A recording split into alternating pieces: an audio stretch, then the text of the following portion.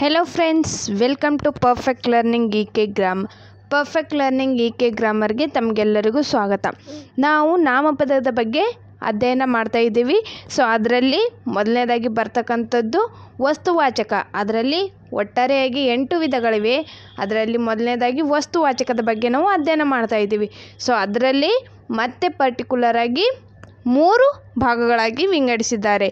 ಅವು ಯಾವಪ್ಪ ಅಂತಂತಂದರೆ ರೂಢನಾಮ, ಅಂಕಿತನಾಮ ಮತ್ತು ಅನ್ವರ್ಥನಾಮ. ನೋಡಿ, ಎಕ್ಸಾಮಲ್ಲಿ ಈ 3 ಮೇಲೆ ಪ್ರಶ್ನೆಗಳು ಬರ್ತವೆ. ಸೊ ಹಾಗಾಗಿ ಇವುಗಳನ್ನು ಇನ್ ಡೀಟೇಲಾಗಿ ಸ್ಟಡಿ ಮಾಡೋಣ. ಓಕೆನಾ? ಇವುಗಳ ಎಕ್ಸಾಂಪಲ್ಗಳ ಆಧಾರದ ಮೇಲೆ ನಿಮಗೆ ಪ್ರಶ್ನೆಗಳು ಬರ್ತವೆ. ಓಕೆನಾ? ಸೊ ಫಸ್ಟ್ ಒನ್ ಆಗಿ ನಾವು ಯಾವ್ದು ನೋಡೋಣ? ರೂಢನಾಮದ ಬಗ್ಗೆ ನೋಡೋಣ. ಓಕೆನಾ? ರೂಢನಾಮ ಅಂದರೆ ಏನು, ಅವುಗಳ ಎಕ್ಸಾಂಪಲ್ಸ್ ಯಾವ ರೀತಿ ಇದ್ದಾವೆ ಅಂತ ನೋಡೋಣ.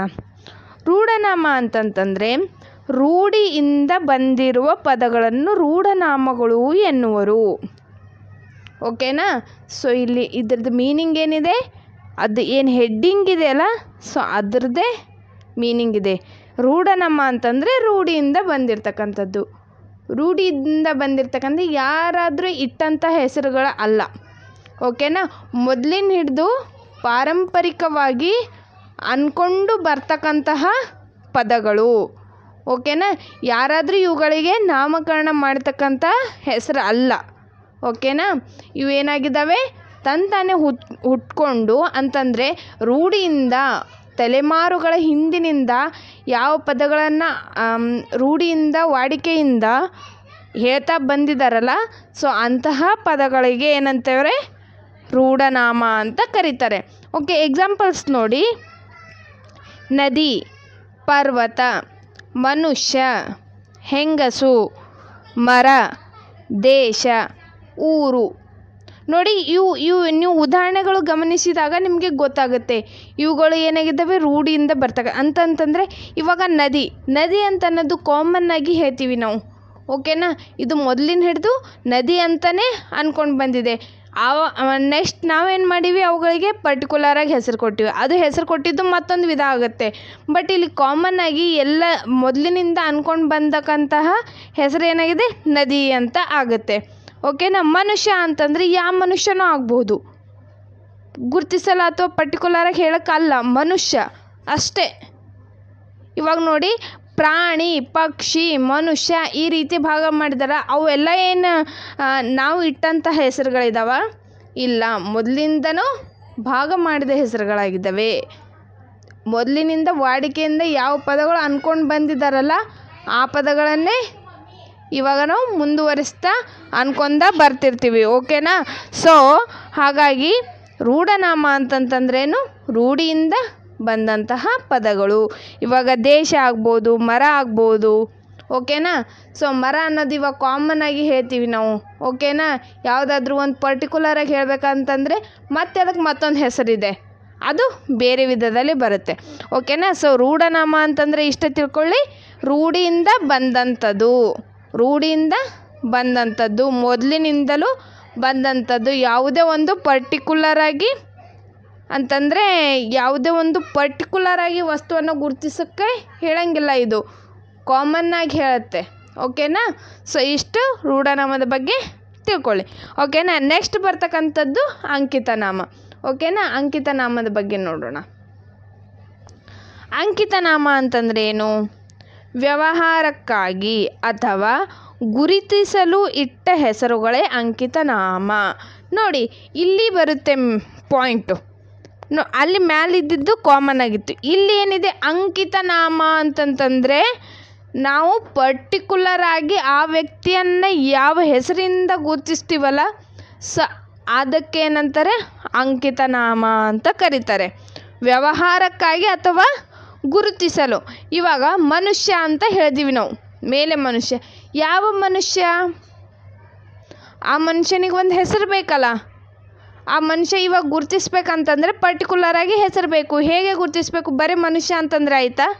ಇಲ್ಲ, ಏನು ಬೇಕು? ಆ ಮನುಷ್ಯನಿಗೆ ಹೆಸರು ಬೇಕು. ಸೊ ಆ ಹೆಸರು ಏನಾಗುತ್ತೆ, ಇಲ್ಲಿ ಅಂಕಿತನಾಮ ಅಂತ ಆಗುತ್ತೆ.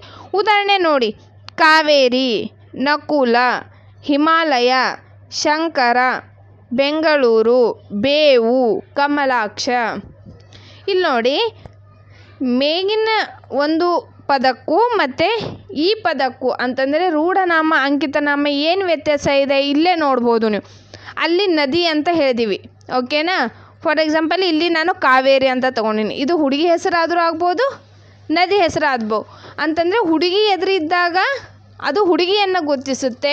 ಒಂದು ವೇಳೆ ನಾವು ನದಿ ಸಮೀಪದಲ್ಲಿ ನದಿಯನ್ನು ಗುರುತಿಸೋದಿತ್ತಂತಂದರೆ ಅದು ನದಿ ಹೆಸರಾಗುತ್ತೆ. ಸೊ ಕಾವೇರಿ ಅನ್ನೋದೇನಾಯಿತು, ಪರ್ಟಿಕ್ಯುಲರಾಗಿ ಒಂದನ್ನು ಮಾತ್ರ ನಾವು ಹೇಳ್ತಾ ಇದ್ದೀವಿ. ಈಗ ನಕುಲ ಅಂತ ಅನ್ನೋದು ಕೂಡ ಒಬ್ಬ ವ್ಯಕ್ತಿ ಹೆಸರನ್ನು ಹೇಳ್ತಾ ಇದ್ದೀವಿ. ಹಿಮಾಲಯ, ಬೆಟ್ಟ, ಗುಡ್ಡ ಅಂತ ಈ ರೀತಿ ಹೇಳೋ ಬದಲು ಪರ್ವತಗಳು ಅಂತ ಕಾಮನ್ ಆಗಿ ತೊಗೊಂಡಿವಿ. ಎಲ್ಲಿ ರೂಢನಾಮದಲ್ಲಿ ತೊಗೊಂಡಿವಿ. ಆದರೆ ಅಂಕಿತನಾಮದಲ್ಲಿ ಹಿಮಾಲಯ ಅಂಥೇಳಿ ಪರ್ಟಿಕ್ಯುಲರ್ ಒಂದೊಂದು ಬೆಟ್ಟಗಳಿಗೆ ಒಂದೊಂದು ಹೆಸರುಗಳನ್ನು ಕೊಡಲಾಗಿದೆ. ಯಾವ ಹೆಸರುಗಳು ಇಟ್ಟಿದ್ದಾರೋ ಅಂತಂದರೆ ಗುರ್ತಿಸೋಕ್ಕಾಗಿ ನಮಗೆ ಒಂದು ಫೈಂಡ್ ಔಟ್ ಮಾಡೋಕ್ಕೆ, ಅದನ್ನು ನಾವು ಪರ್ಟಿಕ್ಯುಲರಾಗಿ ಎಕ್ಸ್ಪ್ಲೇನ್ ಮಾಡೋಕ್ಕೆ ಏನು ಒಂದೊಂದು ಪದಗಳನ್ನು ಏನು ಗುರ್ತಿಸಿದಾರಲ್ಲ ಅವೇ ಅಂಕಿತನಾಮ, ಓಕೆನಾ. ಅಂಕಿತನಾಮ ಅಂತಂದರೆ ಇಟ್ಟಂತಹ ಹೆಸರುಗಳು ಅಂತ ಹೇಳ್ಬೋದು ನೀವು. ಪರ್ಟಿಕ್ಯುಲರಾಗಿ ಇಟ್ಟಂತಹ ಹೆಸರುಗಳು. ಈ ಕಾಮನಾಗಿ ನಮ್ಮ ಹೆಸರು ಬರ್ಬೋದು, ನಿಮ್ಮ ಹೆಸರು ಬರ್ಬೋದು, ಓಕೆನಾ. ಈ ರೀತಿ ಪರ್ಟಿಕ್ಯುಲರಾಗಿ ಒಂದು ಹೆಸರನ್ನು ಇಟ್ಟಿರ್ತಾರಲ್ಲ ಆ ಹೆಸರನ್ನು ಪರ್ಟಿಕ್ಯುಲರಾಗಿ ಅಂತ ಹೇಳ್ತಾ ಇದ್ದೀನಿ. ಅಂತಂದರೆ ನಿಖರವಾಗಿ, ನಿಶ್ಚಯವಾಗಿ ಒಂದು ಹೆಸರನ್ನೇ ಏನು ಗುರುತಿಸಿರ್ತಾರಲ್ಲ ಅದೇನಾಗುತ್ತೆ, ಅಂಕಿತನಾಮ ಅಂತ ಆಗುತ್ತೆ. ಅದು ವ್ಯವಹಾರಕ್ಕಾದರೂ ಆಗಿರ್ಬೋದು, ಗುರುತಿಸಲು ಕೂಡ ಆಗಿರ್ಬೋದು, ಓಕೆನಾ. ಸೊ ಅವುಗಳನ್ನೇನಂತಾರೆ, ಅಂಕಿತನಾಮ ಅಂತ ಹೇಳ್ತಾರೆ, ಓಕೆನಾ. ಸೊ ಅಂಕಿತನಾಮದ ಬಗ್ಗೆ ಗೊತ್ತಾಯಿತು. ಇವಾಗ ನೆಕ್ಸ್ಟ್ ರೂಢನಾಮ ಮುಗೀತು, ಅಂಕಿತನಾಮ ಮುಗೀತು. ನೆಕ್ಸ್ಟ್ ಬರ್ತಕ್ಕಂಥದ್ದು ಅನ್ವರ್ಥನಾಮ, ಓಕೆನಾ. ಸೊ ನೋಡಿ, ಅನ್ವರ್ಥನಾಮ. ಅನ್ವರ್ಥನಾಮ ಅಂತಂದರೆ ಏನು? ಅರ್ಥಕ್ಕೆ ಅನುಗುಣವಾಗಿ ರಚನೆಯಾದಂತಹ ಪದಗಳು. ಹೇಗೆ ಇರ್ತವೆ ಅವು ನೋಡಿ. ರಚನೆಯಾದ ವ್ಯಾಪಾರಿ, ವಿದ್ವಾಂಸ, ರೋಗಿ ಮುಂತಾದ ಪದಗಳೇ ಅನ್ವರ್ಥನಾಮಗಳು. ನೋಡಿ ಇಲ್ಲಿ ಏನಿದೆ, ಅನ್ವರ್ಥ ಅಂತಂದರೆ ಅರ್ಥಕ್ಕೆ ಅನುಗುಣವಾಗಿ. ಇವಾಗ ನಾವು ಒಂದು ಹೆಸರನ್ನು, ಆ ಒಂದು ಗುಂಪಿ ಹೆಸರನ್ನು ಕೊಡ್ತೀವಿ ಅಂತಂದರೆ ಅಲ್ಲಿ ಅದರ ಅರ್ಥ ಅಡಗಿರುತ್ತೆ, ಓಕೆನಾ. ಈಗ ಅನ್ವರ್ಥ ಅಂತಂದರೆ ಅರ್ಥಕ್ಕೆ ಅನುಗುಣವಾಗಿ ಅಂತ ಈ ರೀತಿ, ಯಾವ ರೀತಿ ಇಲ್ಲಿ ಅರ್ಥವನ್ನು ಸಿಗುತ್ತಲ್ಲ ನಮಗೆ, ಅದೇ ರೀತಿ ಇವಾಗ ನಾವು ಒಂದು ಹೆಸರನ್ನು ಕೊಟ್ಟಿವಿ ಅಂತಂದರೆ ಅದರಲ್ಲಿ ಏನಾಗಿರುತ್ತೆ, ಆ ಹೆಸರಲ್ಲಿನೇ ಅರ್ಥ ಅಡಗಿರುತ್ತೆ, ಓಕೆನಾ. ಅಥವಾ ಆ ಅರ್ಥಕ್ಕೆ ಅನುಗುಣವಾಗಿಯೇ ಆ ಹೆಸರನ್ನು ನೀಡಿರ್ತಾರೆ, ಇಟ್ಟಿರ್ತಾರೆ, ಓಕೆನಾ. ಉದಾಹರಣೆ ನೋಡ್ಬೋದು ನೀವು ಇಲ್ಲಿ. ವಿಜ್ಞಾನಿ, ವಿಜ್ಞಾನಿ ಅಂತ ನಾವು ಯಾರಿಗೆ ಕರಿತೀವಿ, ಸೈಂಟಿಸ್ಟ್ಗಳಂತೇಳಿ, ಓಕೆನಾ. ಅವರಿಗೆ ಆದಂತಹ ಒಂದು ಪರ್ಟಿಕ್ಯುಲರ್ ಆದಂತಹ ವರ್ಕ್ ಇದೆ, ಓಕೆನಾ. ಅವ್ರದ್ದೇ ಆದಂಥ ಒಂದು ಗ್ರೂಪ್ ಇದೆ, ಓಕೆನಾ. ಅವರಿಗೆ ವಿಜ್ಞಾನಿ ಅಂತ ಕರಿತೀವಿ. ಪೂಜಾರಿ ಅಂತ ಯಾರಿಗೆ ಕರಿತೀವಿ, ದೇವಸ್ಥಾನಗಳಲ್ಲಿ ಯಾರು ಪೂಜೆ ಮಾಡ್ತಾರೋ, ಓಕೆನಾ. ಅಥವಾ ಮನೆಗಳಲ್ಲಿ ಅಂತಂದರೂ ಕೂಡ ಸ್ವಾಮಿಗಳು, ಅರ್ಚಕರು ಅಂತ ಏನು ಕರಿತೀವಲ್ಲ ಅವರಿಗೆಲ್ಲ ಏನಂತಾರೆ, ಪೂಜಾರಿ ಅಂತ ಕರಿತಾರೆ. ನೋಡಿ, ಅವರ ಕೆಲಸಕ್ಕೆ ಅನುಗುಣವಾಗಿ, ಓಕೆನಾ, ಈ ಒಂದು ಪದದಲ್ಲಿನೇ ಅರ್ಥ ಇದೆ. ಪೂಜಾರಿ ಅಂತಂದರೆ ಯಾರು, ಪೂಜೆ ಮಾಡೋರು, ಯಾರು ಪೂಜೆಯನ್ನು ಮಾಡ್ತಕ್ಕಂಥದ್ದು. ಸೊ ಈ ಒಂದು ಪದದಲ್ಲಿನೇ ಏನಿದೆ, ಅರ್ಥ ಇದೆ. ಶಿಕ್ಷಕ, ಶಿಕ್ಷಕ ಅಂತಂದರೆ ಯಾರು, ಶಿಕ್ಷಣವನ್ನು ನೀಡ್ತಕ್ಕಂಥವ್ರು, ಓಕೆನಾ. ಸೊ ಶಿಕ್ಷಣವನ್ನು ನೀಡ್ತಕ್ಕಂಥವ್ರಿಗೆ ಏನಂತ ಕರಿತೀವಿ ನಾವು, ಶಿಕ್ಷಕ ಅಂತ ಕರಿತೀವಿ. ಈ ಒಂದು ಪದದಲ್ಲಿನೇ ಅರ್ಥ ಅಡಗಿದೆ. ಅಥವಾ ಶಿಕ್ಷಣ ನೀಡೋರಿಗೆ ಏನಂತ ಕರಿತೀವಿ ನಾವು, ಶಿಕ್ಷಕ ಅಂತ ಕರಿತೀವಿ. ಈ ರೀತಿ ಆ ಒಂದು ಅರ್ಥಕ್ಕೆ ಅನುಗುಣವಾಗಿ ಏನು ಹೆಸರು ಕೊಟ್ಟಿರ್ತಾರಲ್ಲ ಅದೇ ಅನ್ವರ್ಥನಾಮ. ಕಿವುಡ ಅಂತ ಕರಿತೀವಿ. ಯಾರಿಗೆ ಕರಿತೀವಿ, ಕಿವಿ ಯಾರಿಗೆ ಕೇಳಿಸಂಗಿಲ್ಲ ಅವರಿಗೆ ಕಿವುಡ ಅಂತ ಕರಿತೀವಿ. ಈ ರೀತಿ ಒಂದು ಏನು ಮಾಡಿವಿ ಅಂತಂದರೆ ಅದಕ್ಕೆ ಆ ಒಂದು ಪದದಲ್ಲಿ ಅರ್ಥ ಇರಬೇಕು. ಆ ಅರ್ಥ ಇರ್ತಕ್ಕಂತಹ ಒಂದು ಸೆಂಟೆನ್ಸಿಗೆ ಏನು ಮಾಡಿ ಒಂದು ಪರ್ಟಿಕ್ಯುಲರಾಗಿ ಹೆಸರು ಕೊಟ್ಟಿವಿ. ಅಂತಂದರೆ ಕಿವಿ ಕೇಳಿಸಿದವನಿಗೆ ಏನಂತೀವಿ, ಕಿವುಡ ಅಂತ ಹೇಳ್ತೀವಿ. ಈಗ ಪೂರ್ತಿ ಒಂದು ಸೆಂಟೆನ್ಸ್ಗೆ ಒಂದು ಶಾರ್ಟ್ ಏನು ನಾವು ವರ್ಡ್ ಕೊಟ್ಟಿವಲ್ಲ ಅಂತಂದರೆ ಇದ್ರದ್ದು ಅರ್ಥ ಶಾರ್ಟಾಗಿ ಹೇಳ್ತಾ ಇದ್ದೀವಿ ನಾವು. ಸೊ ಅದೇನಾಗುತ್ತೆ ಅನ್ವರ್ಥನಾಮ ಅಂತ ಆಗ್ತೀವಿ. ವೈದ್ಯ ಯಾರಿಗಂತೀವಿ? ಡಾಕ್ಟರ್ಸ್ಗಳಿಗೆ. ಓಕೆನಾ? ರೋಗಗಳಿಗೆ ಅಥವಾ ಕಾಯಿಲೆಗಳಿಗೆ ಔಷಧವನ್ನು ನೀಡ್ತಕ್ಕಂಥವ್ರಿಗೆ ವೈದ್ಯ ಅಂತ ಕರಿತೀವಿ. ಓಕೆನಾ? ಈಗ ನೀಡ್ತಕ್ಕಂಥವ್ರಿಗೆ ಕೊಡ್ತಕ್ಕಂಥವ್ರಿಗೆ ಈ ರೀತಿ ಏನು ಒಂದು ಸೆಂಟೆನ್ಸಲ್ಲಿ ಇರ್ತಕ್ಕಂಥದ್ದು ಒಂದು ಪದದಲ್ಲಿ ಹೇಳ್ತೀವಲ್ಲ ಅಂತಂದರೆ ಈ ಪದದ ಅರ್ಥನೇ ಏನಾಗಿರುತ್ತೆ? ಆ ಸೆಂಟೆನ್ಸ್ ಆಗಿರುತ್ತೆ. ಓಕೆನಾ? ಈ ಪದದಲ್ಲಿನೇ ಆ ಕಂಪ್ಲೀಟ್ ಮೀನಿಂಗ್ ಅಡಗಿರುತ್ತೆ. ಆ ಪದದಲ್ಲಿನೇ ಒಂದು ಕಂಪ್ಲೀಟ್ ವಿವರಣೆಯನ್ನು ನೀಡ್ತಾ ಇರುತ್ತೆ ಅದು ಆ ಪದ. ಸೊ ಅಂಥದಕ್ಕೇನಂತೀವಿ? ಅನ್ವರ್ಥನಾಮ ಅಂತ ಕರಿತೀವಿ. ಇವು ಪದಗಳು ಕೂಡ ಇಟ್ಟಂತಹ ಪದಗಳು ಅಂತಂದರೆ ಈ ಹೆಸರುಗಳು ಕೂಡ ಇಟ್ಟಂತಹ ಪದಗಳೇ.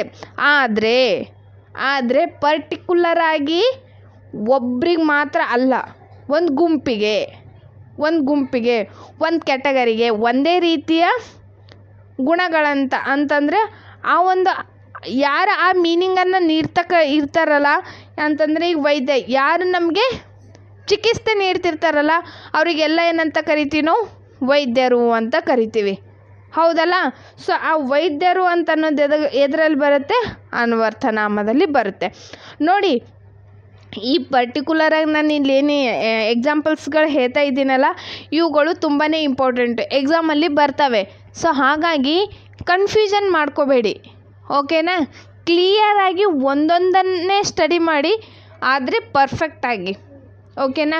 ನೋಡಲಿಕ್ಕೆ ತುಂಬಾ ಸುಲಭ ಅನ್ನಿಸ್ತವೆ, ಬಟ್ ನಾವು ಎಕ್ಸಾಮಲ್ಲಿ ಕುಂತಾಗ ಆಪ್ಷನ್ಸ್ 3 ಇದ್ದಾಗ ಕನ್ಫ್ಯೂಷನ್ ಆಗುತ್ತೆ. ಓಕೆನಾ? ಸೊ ಹಾಗಾಗಿ ಕ್ಲಿಯರಾಗಿ ಅರ್ಥ ಮಾಡ್ಕೊಳ್ಳಿ. ಇವಾಗ ಇಲ್ಲಿ ವ್ಯಾಪಾರಿ ಅಂತ ಇದೆ. ಇದು ರೀಸೆಂಟಾಗಿ 2 ತಿಂಗಳ ಹಿಂದೆ ನಡೆದಂತಹ ಎಕ್ಸಾಮಲ್ಲಿ ಬಂದಂತಹ ಉದಾಹರಣೆನೇ ಇದೆ. ಓಕೆನಾ? ಬೇಕಾದರೆ ನಿಮ್ಮ ಹತ್ರ ಇತ್ತು ಕ್ವಶನ್ ಪೇಪರ್ ಅಂತಂದರೆ ನೋಡ್ಕೋಬೋದು ನೀವು. ಒಂದು ವೇಳೆ ಇಲ್ಲ ಅಂತಂದ್ರೆ ನಾನು ಹೇಳ್ತಾ ಇದ್ದೀನಿ, ಇದು ಪ್ರೀವಿಯಸ್ ಎಕ್ಸಾಮಲ್ಲಿ ಅಂತಂದರೆ ಭಾಳ ಹಿಂದೆನೂ ಅಲ್ಲ, ಲಾಸ್ಟ್ 2 ಮಂತಲ್ಲಿ ನಡೆದಂತಹ ಎಕ್ಸಾಮಲ್ಲಿನೇ ಬಂದಂತಹ ಉದಾಹರಣೆ ಇದೆ ಇದು ವ್ಯಾಪಾರಿ ಅಂತೇಳಿ. ವ್ಯಾಪಾರಿ ಅಂತಂದರೆ ಏನು? ಅನ್ವರ್ಥನ. ವ್ಯಾಪಾರಿ ಅಂತ ಯಾರಿಗೆ ಕರಿತೀವಿ ನಾವು? ವ್ಯಾಪಾರ ಮಾಡ್ತಕ್ಕಂಥವ್ರಿಗೆ ವ್ಯಾಪಾರಿ ಅಂತ ಕರಿತೀವಿ. ಮಾರಾಟ ಮಾಡ್ತಕ್ಕಂಥವ್ರಿಗೆ, ವ್ಯವಹಾರಗಳನ್ನು ನಡೆಸ್ತಕ್ಕಂಥವ್ರಿಗೆ ವ್ಯಾಪಾರಿ ಅಂತ ಕರಿತೀವಿ. ಸೊ ಈ ರೀತಿ ಆ ಒಂದು ಪದದಲ್ಲಿ ಏನಾಗಿರುತ್ತೆ? ಒಂದು ಸೆಂಟೆನ್ಸ್ ಕಂಪ್ಲೀಟ್ ಅರ್ಥನೇ ಅಡಗಿರುತ್ತೆ. ಆ ಒಂದು ಅರ್ಥಕ್ಕೆ ಅನುಗುಣವಾಗಿಯೇ ಆ ಪದವನ್ನು ರಚನೆ ಮಾಡಿರ್ತಾರೆ. ಸೊ ಅದೇನಾಗುತ್ತೆ? ಅನ್ವರ್ಥನಾಮ ಆಗುತ್ತೆ. ಓಕೆನಾ? ಸೊ ಈ ರೀತಿ ಇವು 3 ನಾಮಪದದಲ್ಲಿ ಏನು ವಸ್ತುವಾಚಕದಲ್ಲಿ ಬರ್ತಾವಲ್ಲ ಈ 3 ವಿಧಗಳು ಇಂಪಾರ್ಟೆಂಟ್. ಯಾಕಂತಂದರೆ ಪ್ರಶ್ನೆಗಳು ಈ 3ರಲ್ಲಿ ಒಂದರ ಮೇಲೆ ಇದ್ದೇ ಇರುತ್ತೆ. ಅಂತಂದರೆ 3 ಆಪ್ಷನ್ಸಲ್ಲಿ ಇರ್ತವೆ. ಓಕೆನಾ? ಈ 3ರನ್ನು ಬಿಟ್ಟು ಇನ್ನೊಂದು ಕೂಡ ಆಪ್ಷನ್ಸಲ್ಲಿ ಕೊಟ್ಟಿರ್ತಾರೆ. ಸೊ ಹಾಗಾಗಿ ನೀವು 3ರಲ್ಲಿ ಒಂದು ಚಾಯ್ಸ್ ಮಾಡಬೇಕಾದ್ರೆ 3 ಅರ್ಥ ತಿಳ್ಕೊಂಡಿರಬೇಕು. ಓಕೆನಾ? ಸೊ ಇವತ್ತಿನ ಕ್ಲಾಸ್ ನಿಮಗೆ ಕ್ಲಿಯರಾಗಿ ಅರ್ಥ ಆಗಿದೆ ಅಂತ ತಿಳ್ಕೊತೀನಿ. ಓಕೆನಾ? ಸೊ ಈ ವಿಡಿಯೋ ನಿಮಗೆ ಇಷ್ಟ ಆದರೆ ಲೈಕ್ ಮಾಡಿ, ಶೇರ್ ಮಾಡಿ, ಕಮೆಂಟ್ ಮಾಡಿ ಮತ್ತು ಹೆಚ್ಚಿನ ಗ್ರಾಮರ್ ಕ್ಲಾಸ್ಗಳಿಗಾಗಿ ಈ ಚಾನಲ್ಗೆ ಸಬ್ಸ್ಕ್ರೈಬ್ ಆಗಿ. Thank you.